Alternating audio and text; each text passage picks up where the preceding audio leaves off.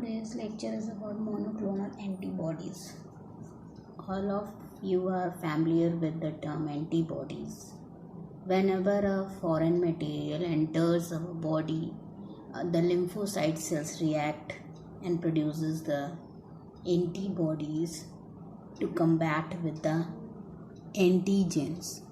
So the process of producing a single type of antibodies in the blood is known as formation of monoclonal antibodies.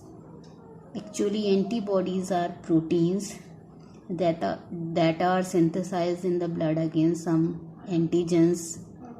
Blood serum contains a mixture of antibodies. If a specific lymphocyte is isolated and cultured in the lab condition, and it starts to produce only one type of antibody. This type of antibody is specific against a specific antigen, so it is called monoclonal. And the selection of the monoclonal antibodies, that is MABs, are used in the diagnosis of diseases. For producing monoclonal antibodies in large amount, myeloma cells are used because these are the cells that grow indefinitely. Myeloma cells, that is the bone marrow tumor cells, they keep on dividing. So by combining the lymphocyte with the myeloma cells, we get a combination of both, that is the hybridoma, and the process of its production is known as hybridoma formation. Hybridoma. The lymphocyte from spleen of mice, the mice is immunized to produce antibodies, and we take myeloma cells, that are the cells that are dividing because there are tumorous cells from the bone marrow. Both were fused in the lab condition. Fusion yields a mixture of spleen cells, myeloma cells, and the hybridized hybridoma cells, that is mixture of lymphocyte and the myeloma cells. Hybridoma cells for a particular desired antibody can be separated, and these hybridoma cells are then cloned to produce number of clones of hybridoma cells. The cells growing on culture and producing sufficient amount of these MABs are collected, and these immunoglobulins are used against certain diseases. In India, Cancer Research Institute, Mumbai, is the center for hybridoma. Now, the diagram makes the process more clearer. First of all, blood cells are taken from the spleen of the sheep, and as you know, these starts producing antibody. An antibody is shown by Y-shaped figure and combined with the myeloma cells taken from the bone marrow. These are cancerous tumor producing cells. On combining both the cells together, cells that arise is known as hybridoma cell. Now again, blood cells are added in the mixture of spleen cells, myeloma cells, and the hybridoma cells. And these hybridoma cells now keep on producing antibodies These antibodies are specific against a particular antigen and it is of a single type, so it is known as monoclonal antibody. Again, as you can see, mice is immunized by giving a antigen, injected with an antigen. Then the B cells recovered, that is the lymphocyte cells, is now combined with myeloma cells for repetitive growth, and they are selected, and the selection results in the formation of separation of hybridoma. These hybridomas are screened for producing antibodies of interest in the case of combating with certain special type of diseases. Antibody producing hybridoma clones form single type of antibodies. These are known as MABs or monoclonal antibodies. The screening of the mixture, that is the mixture of spleen cells, myeloma cells and hybridoma cells, is done with the help of ELISA technique. Now what are the applications? First, MABs are used in the diagnosis of various diseases. The diagnostic kits using the ELISA technique to test HIV, hepatitis, typhoid and herpes virus. And for the treatment,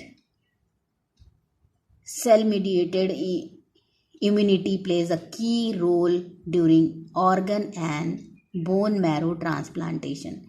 MABs are used for eliminating T cell response.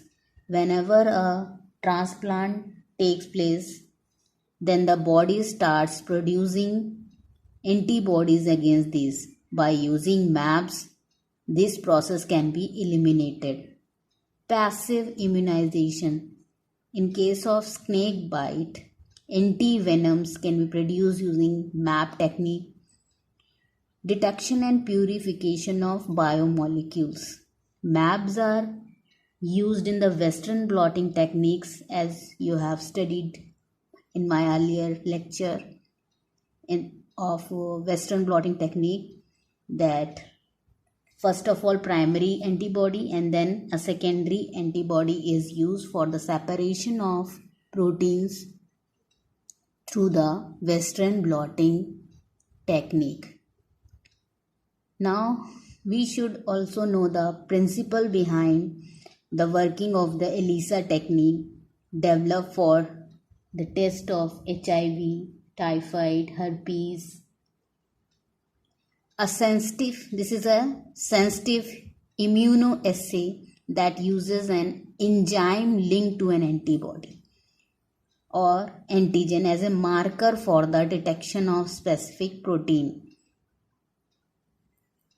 As all of you, when you read a line, you mark certain words with a marker to demarcate the meaning of the entire sentence. Similarly, a enzyme is linked to the antibody for its recognition against a particular disease. This immunoassay technique is known as ELISA technique. ELISA involves detection of analyte in a liquid sample using liquid reagent or dry strips. In dry analysis, strip can be read in reflectometry.